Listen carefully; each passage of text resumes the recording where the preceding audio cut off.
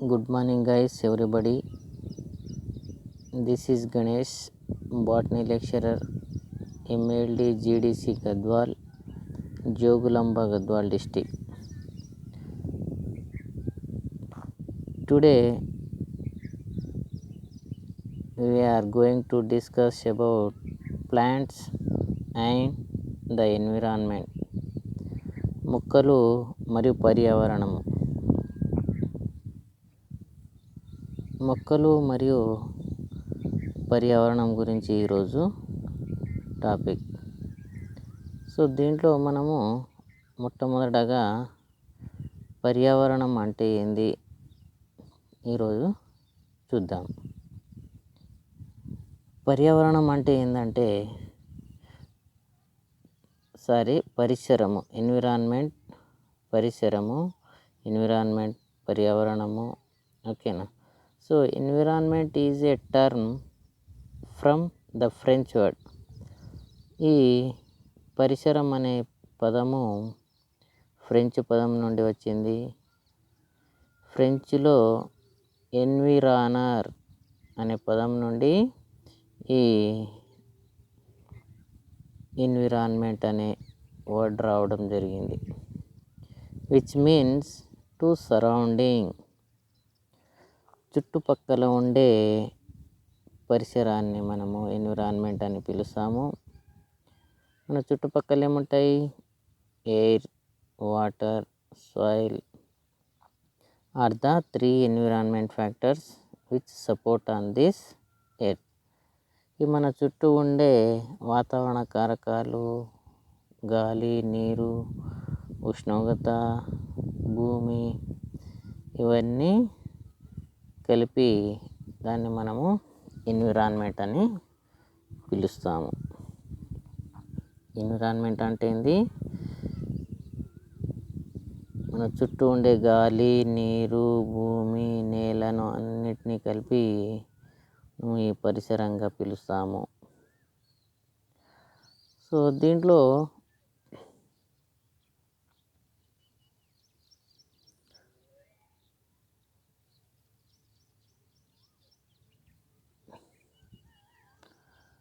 Law of tolerance, సహనశీలత సిద్ధాంతము.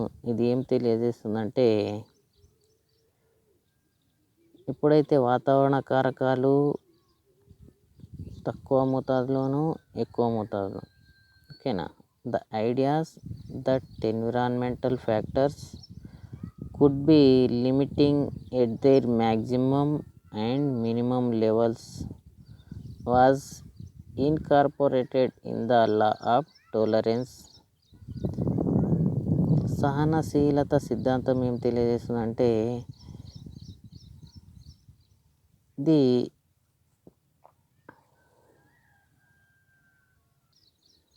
చూడండి, సహనశీలత సిద్ధాంతము.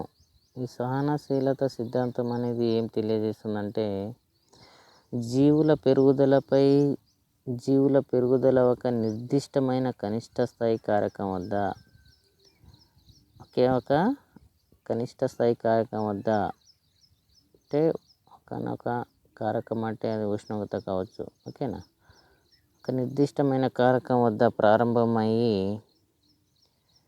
యుక్తతమ ఉష్ణోగ్రత వద్ద అత్యధిక సామర్థ్యాన్ని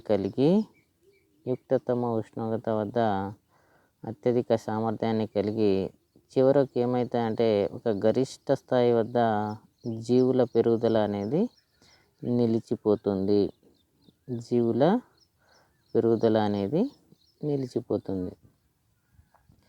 దీనికి మనము ఉష్ణ స్థిరాంకము, థర్మో కాన్స్టాంట్ ప్రకారము మనము తెలియజేస్తాము. అంటే థర్మో కాన్స్టాంట్ అంటే ఏంటంటే, మొక్కల పరిపక్వానికి అవసరమైన ఉష్ణోగ్రతనే ఉష్ణ స్థిరాంకం అంటారు.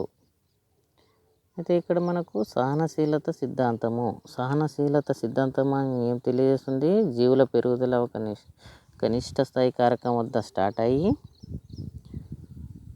ఒకనొక ఉష్ణోగ్రత, యుక్తతమ ఉష్ణోగ్రత వద్ద అది గరిష్ట స్థాయికి చేరుతుంది. అప్పుడు ఏమవుతుంది? జీవుల పెరుగుదల అనేది నిలిచిపోవడం జరుగుతుంది. ఓకేనా? దాన్ని మనము లా ఆఫ్ టాలరెన్స్, సహనశీలత సిద్ధాంతం. The law of tolerance is presented by Shelford in 1913. 1913లో మనకు ఈ లా ఆఫ్ టాలరెన్స్ అనే సిద్ధాంతాన్ని సెల్ఫోర్డ్ అనే శాస్త్రవేత్త ప్రతిపాదించడం జరిగింది.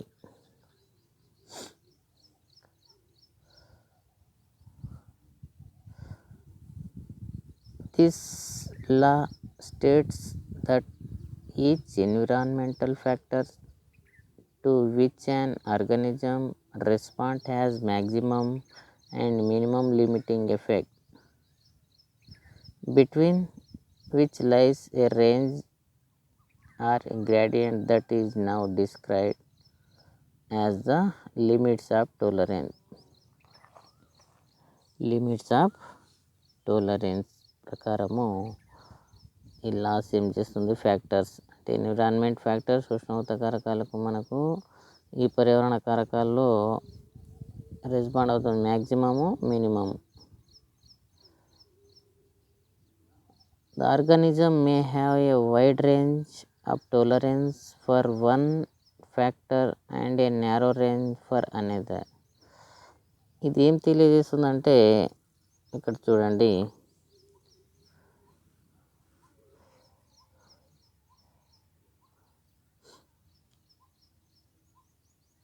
పరిమిత మరియు విస్తృత స్థాయి శ్రేణిని తెలియజేస్తాయి. అంటే ఏంటంటే ఇక్కడ చూడండి, స్టెనోథర్మిక్, యూరోథర్మిక్ అనే 2 వర్డ్స్ మనకు ఇక్కడ రావడం జరుగుతుంది. స్టెనోథర్మిక్ అంటే తక్కువ ఉష్ణోగ్రత వద్ద జీవించగలిగేటి, లో టెంపరేచర్ వద్ద జీవించే వాటిని స్టెనోథర్మిక్ అంటాము. యూరిథర్మిక్ అంటే అధిక ఉష్ణోగ్రత వద్ద జీవించే వాటిని యూరిథర్మిక్ అంటాము. అందుకనే ఈ స్టెనో, యూరి అనే ఉపసర్గాలు ప్రిఫిక్స్ని ఒక అవధి కారకం యొక్క పరిమిత మరియు విస్తృత శ్రేణిని తెలియజేస్తుంది. అదే మనకి ఇక్కడ అంటుండు, organisms may have a wide range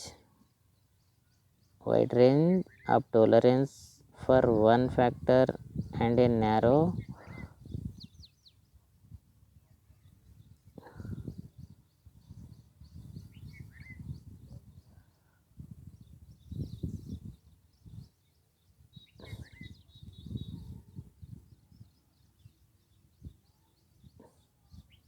ఇక్కడ చూడండి, organisms may have a wide range of tolerance for one factor and narrow range for another. అంటే పరిమిత స్థాయి, విస్తృత స్థాయి శ్రేణిని తెలియజేస్తాయి. To describe a species with a narrow range, ఇక్కడ పరిమిత స్థాయి tolerance for a particular factor we use the prefix, మనము ఉపసర్గాన్ని స్టెనో అని పిలుస్తాము. అంటే దగ్గర వాటిని, పరిమిత స్థాయిలో ఉన్న వాటిని ఏమంటాము, న్యారో రేంజ్ స్టెనో అంటాము. స్టెనో అంటే ఏంది, తక్కువ ఉష్ణోగ్రత వద్ద జీవించగలిగే జీవులను స్టెనో అంటాము. For those with the wide range అంటే విస్తృత శ్రేణి వద్ద జీవించే వాటిని ఏమంటాము, ఆ ప్రిఫిక్స్ని యూరి అంటాము. ఓకేనా, ఈ విధంగా మనము పిలుస్తాము steno, eury. This prefix to shows the low temperature and high temperature వద్ద the organisms living between the steno and eury. Okay, ఇది స్టెనో అంటే ఏంది, తక్కువ ఉష్ణోగ్రత వద్ద జీవించగలిగేటి, ఎక్కువ ఉష్ణోగ్రత వద్ద యూరి. ఓకేనా, ఇది లా ఆఫ్ టాలరెన్స్లో మనకు రావడం జరుగుతుంది. ఇప్పుడు చూడండి, terminology for ranges of certain abiotic environmental factor. Abiotic environmental factors, ఓకేనా, నిర్జీవ పర్యావరణ కారకాల పైన మనకు ఈ రేంజెస్ని చూపించే వాటిని మనం కింద చూస్తాము. ఇక్కడ చూడండి, స్టెనోథర్మల్, యూరిథర్మల్. ఈ స్టెనోథర్మల్, యూరిథర్మల్ అనేది టెంపరేచర్ని గురించి తెలియజేస్తాయి. స్టెనోహలైన్, యూరిహలైన్. అందుకనే ఇక్కడ స్టెనో యూరి అంటే ఏంది, ప్రిఫిక్స్ అంటాము. లో టెంపరేచర్, హై టెంపరేచర్ అన్నాం. అంటే ఇక్కడ స్టెనో థర్మల్ అంటే ఏంది, టెంపరేచర్. ఓకేనా. ఇది స్టెనో యూరిథర్మల్ కాబట్టి this indicates to temperatures. And stenohaline, euryhaline. Haline means salinity, అంటే సాల్ట్కు సంబంధించిన వాటిని మనము సెలైన్ అని పిలుస్తాము. ఓకేనా. ఇది నెక్స్ట్ స్టెనోహైడ్రిక్, యూరిహైడ్రిక్. ఇది వాటర్కి సంబంధించింది. Stenohydric and euryhydric. Stenophagic, euryphagic. ఇది ఫుడ్కు సంబంధించింది కాబట్టి stenophagic, euryphagic. Stenobathic, eurybathic. Depth in water bodies. ఓకేనా. జలాశయం యొక్క లోతును తెలియజేసే వాటిని స్టెనో అండ్ యూరిబాథిక్ అంట. స్టెనోసియస్ అండ్ యూరిసియస్ నీకే ఆర్ హ్యాబిటెడ్ సెలెక్షన్. ఇక్కడ చూడండి, స్టెనోథర్మిక్, యూరిథర్మిక్ ఉష్ణోగ్రతకు సంబంధించింది. స్టెనోహలైన్, యూరిహలైన్ అనేది ఉప్పు నీటి సాంద్రతకు సంబంధించింది. నెక్స్ట్ స్టెనోహైడ్రిక్, యూరిహైడ్రిక్ నీరు. స్టెనోఫేజిక్, యూరిఫేజిక్స్ ఇది ఫుడ్కు సంబంధించింది, ఆహారానికి సంబంధించింది. స్టెనోబేథిక్ అండ్ యూరిబేథిక్ జలాశయం లోతుకు సంబంధించింది. నెక్స్ట్ స్టెనేసియస్, యూరిసియస్ ఇది ఆవాసం ఎంపిక యొక్క వాటికి సంబంధించింది. దీంట్లో ఇంకోటి కూడా రావడం జరుగుతుంది మనకు, పంటల దిగుబడి ఆవశ్యక మూలకాల లభ్యతపై ఆధారపడి ఉంటుందని లిబెక్స్ అనే శాస్త్రవేత్త తెలియజేయడం జరిగింది. The plant growth essential elements to based on their essential elements. ఇది లిబెక్స్ అనే శాస్త్రవేత్త తెలియజేయడం జరిగింది కాబట్టి లిబెక్స్ లా ఆఫ్ మినిమం అని పిలుస్తాము. Liebig's law of minimum. దీన్ని బ్లాక్మాన్ అనే శాస్త్రవేత్త అవధికారక సిద్ధాంతంలో కల్పించడం జరిగింది. Law of minimum factor.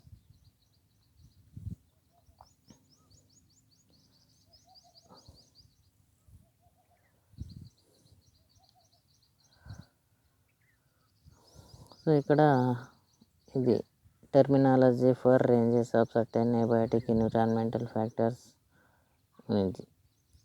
Between the stenothermal, eurythermal టెంపరేచర్కి సంబంధించింది. స్టెనోహలైన్, యూరిహలైన్ సెలైనిటీ అండ్ స్టెనోహైడ్రిక్, యూరిహైడ్రిక్ వాటర్కి సంబంధించింది. నెక్స్ట్ స్టెనోబాథిక్, యూరిబాథిక్ అనేది డెప్త్ ఇన్ వాటర్ బాడీస్ జలాశయం లోతుకు. స్టెనోసియస్, యూరిసియస్.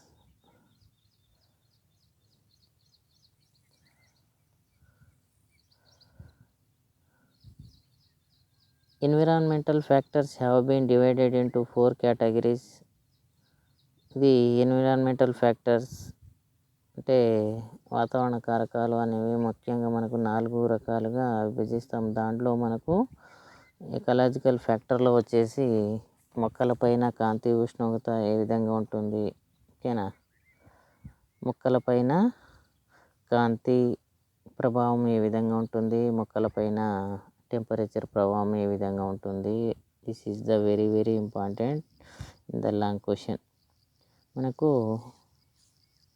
లాంగ్ క్వశ్చన్స్లో, లాంగ్ టైప్ ఆఫ్ క్వశ్చన్స్లో ఇది కూడా ఇంపార్టెంట్ ఒకటి. ఎందుకంటే వృక్ష సంపదపై కాంతి ప్రభావం గురించి చర్చించండి, లేదా వృక్ష సంపదపై ఉష్ణోగ్రత ప్రభావం గురించి చర్చించండి.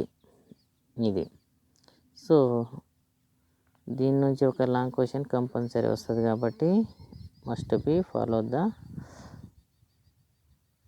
క్వశ్చన్. సో ఇక్కడ మనకు 4 రకాల ఫ్యాక్టర్స్ ఉంటుండు. Physical or climatic factors, topographic factors, edaphic factors and biotic factors. Physical భౌతిక లేదా రసాయనిక కారకాలు, దాంట్లో ఎన్విరాన్మెంట్ రిలేటెడ్ ఫ్యాక్టర్స్ లైక్ వాతావరణానికి సంబంధించిన కారకాల్లో మనకు ఉష్ణోగ్రత కావచ్చు. ఇక్కడ చూడండి,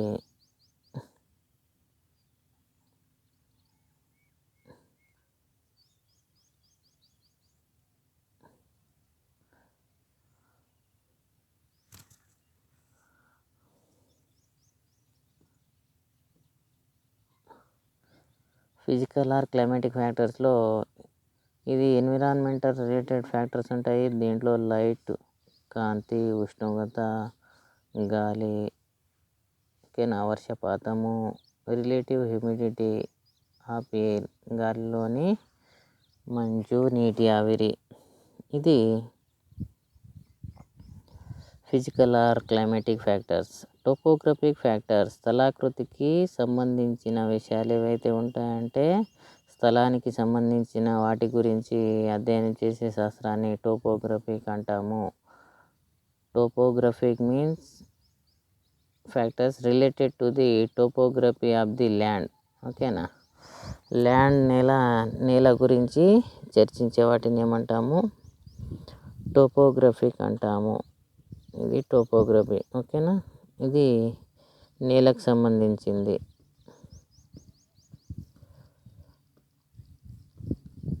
the effect of the ups and downs of the land surface and hills and mountains on the growth and development of plants. మొక్కల యొక్క పెరుగుదల, అభివృద్ధిలో ఇది అదేవిధంగా ups and downs of the hills and mountains on the growth and development of plants. మొక్కల పైన ప్రభావాన్ని చూపించేది ఇది. Next edaphic factor related to the soil. ఓకేనా, మృత్తికకు సంబంధించింది ఏవైతే ఉంటారో దాన్ని ఎడెఫిక్ ఫ్యాక్టర్ అంటాము. ఇది ఎడెఫిక్ ఫ్యాక్టర్లో మనకు సాయిల్ కాంపోజిషన్, సాయిల్ కెమిస్ట్రీ మొదలగునవి వస్తాయి. ఓకేనా, in edaphic factors it is related to the soil, that is soil types అంటే నేల రకము. ఓకేనా, soil composition and soil chemistry. Biotic factor, ఈ బయోటిక్ ఫ్యాక్టర్లో related to the effect of plants on plants and the effect of animals on plant. Biotic means the living organisms. ఓకేనా, అది plants కావచ్చు, animals కావచ్చు, వీటిని బయోటిక్ ఫ్యాక్టర్స్గా మనము పేర్కొంటున్నాము. ఇది just introduction. What is the environment? ఓకేనా, what is the law of tolerance proposed by the Selford 1913. What is the prefix steno and uri? Okay, ఇవన్నీ మనకు ఇంట్రడక్షన్ కింద రావడం జరుగుతుంది. ప్లాంట్స్ అంటే ఏంది అండ్ ద ఎన్విరాన్మెంట్ అంటే ఏంది, దాంట్లో ఈ సైంటిస్ట్ ఏం చేసిండు, ఇవన్నీ మనకు దీంట్లో రావడం జరుగుతుంది. ఇప్పుడు అసలు కథ స్టార్ట్ అవుతుంది. ఏంటంటే ఎకలాజికల్ ఫ్యాక్టర్స్ ఆవరణ సంబంధ కారకాల్లో క్లైమాటిక్ ఫ్యాక్టర్స్. ఈ క్లైమాటిక్ ఫ్యాక్టర్స్లో మనకు కాంతి ప్రభావము మొక్కలపైన ఏ విధంగా చూపిస్తుంది? ఓకేనా? కాంతి ప్రభావము మొక్కలపైన ఏ విధంగా చూపిస్తుంది? ఎకలాజికల్ ఫ్యాక్టర్స్లో క్లైమాటిక్ ఫ్యాక్టర్స్లో లైట్ ఒకటి ఉంటుంది. The climatic factors on plants light అంటే light factors on plants, light temperature factors on plants. వృక్ష సంపదపై కాంతి ప్రభావము, వృక్ష సంపదపై ఉష్ణోగ్రత ప్రభావం. సో దాంట్లో మనకు మొట్టమొదటిగా వచ్చేది కాంతి ప్రభావం మొక్కలపైన ఏ విధంగా ఉంటుంది? దాంట్లో కాంతి. Light is one of the most important factors determining the growth of plants and the development of vegetation. మనకు జీవించడానికి, అదేవిధంగా అభివృద్ధి చెందించడానికి లేదా పెరుగుదలకు కాంతి అనేది చాలా చాలా ముఖ్యమైన కారకం అని మనం ఆల్రెడీ ప్రీవియస్ క్లాస్లో కూడా చెప్పడం జరిగింది. The sun is the ultimate source of energy. ఇది శక్తికి జీవనాధారం లేదా మూలాధారమైనటువంటిది.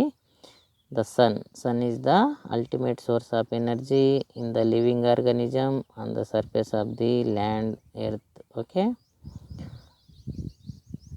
This sustains all life on the earth. భూమిపైన ఉండే అన్ని జీవరాశులకు ఈ కాంతి అనేది చాలా చాలా అవసరము. అందుకనే మనకు కాంతి నుండి డి విటమిన్ లభిస్తుంది. అదేవిధంగా మొక్కలు అనేవి మన క్లోరోఫిల్, పత్రహరితంలో ఉండే ఆకుపచ్చని మొక్కల్లో పత్రంలో ఉండే పత్రహరితాన్ని ఉపయోగించుకొని ఇది కాంతిని గ్రహించుకొని నీరు, కార్బన్ డైఆక్సైడ్తో కార్బోహైడ్రేట్ని తయారు చేసుకుంటాయని కూడా చెప్పడం జరిగింది. మనం the process of photosynthesis to synthesize the food material to store the energy in the carbohydrate the form of ATP రూపంలో ఎనర్జీ అనేది ఉంటుంది అని చెప్పడం జరిగింది మనము ప్రీవియస్ క్లాస్లో. సో కాంతి అనేది చాలా చాలా ఎసెన్షియల్ ఎలిమెంట్స్, ఇక అంతే, ఎంత చెప్పినా తక్కువే. సో చాలా ఆవశ్యకమైన కారకము కాంతి. Plants with the help of chloroplast have the ability to convert solar radiation into the chemical energy. ఏం చెప్పాను? ఫోటోసింథసిస్లో radiant energy to convert into the chemical energy and heat energy. The some energy is loss the transfer of the one trophic level to another trophic level అని. ఓకేనా? So మనకి ఇక్కడ solar radiant energy, green plant trap the radiant energy to form a chemical energy and heat energy. ఇక్కడ ఏమంటుండు?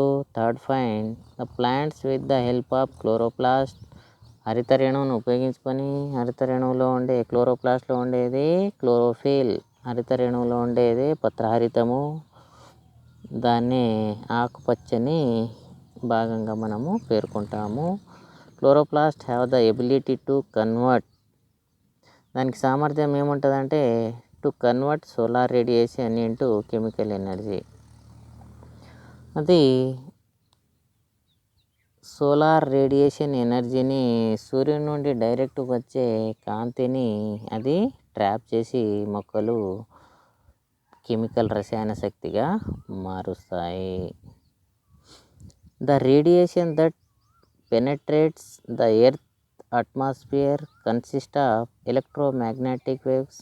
అంటే the radiation that penetrate the earth atmospheres, ఎప్పుడైతే వాతావరణానికి ఈ రేడియేషన్ అనేది చేరుతాయో, ఎలక్ట్రోమాగ్నెటిక్ వేవ్స్ తరంగ దైర్ఘ్యాల రూపంలో ఎప్పుడైతే వాతావరణానికి భూమిపైన చేరుతాయో with wavelength range between 2900 angstrom to 50,000 angstrom or 290 nanometers to 5,000 millimeter or nanometers.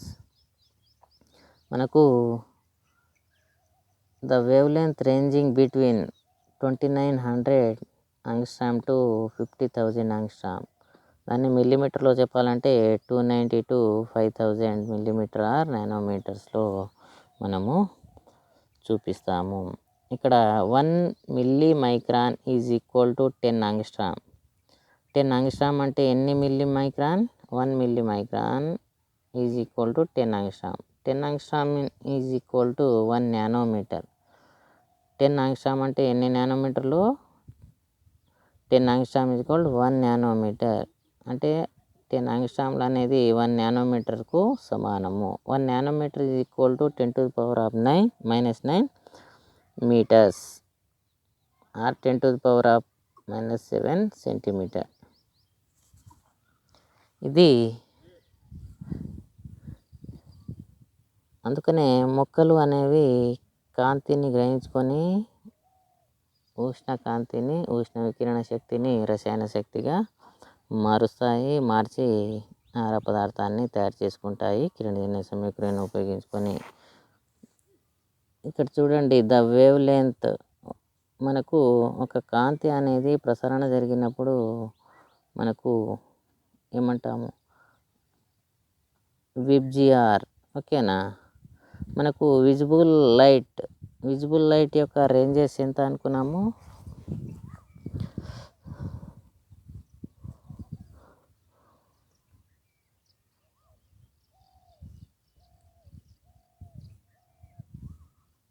ఇక్కడ చూడండి డయాగ్రాము 400 to 700.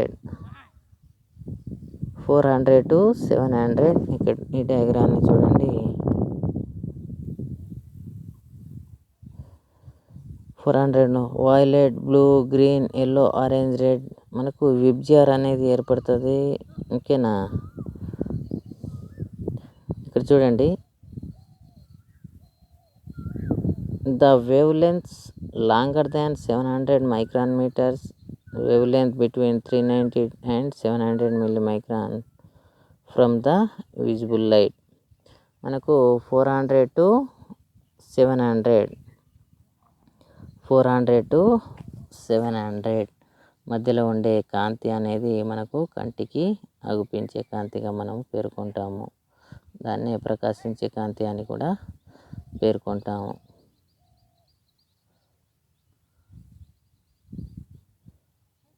అంటే ఇక్కడ 400 to 620.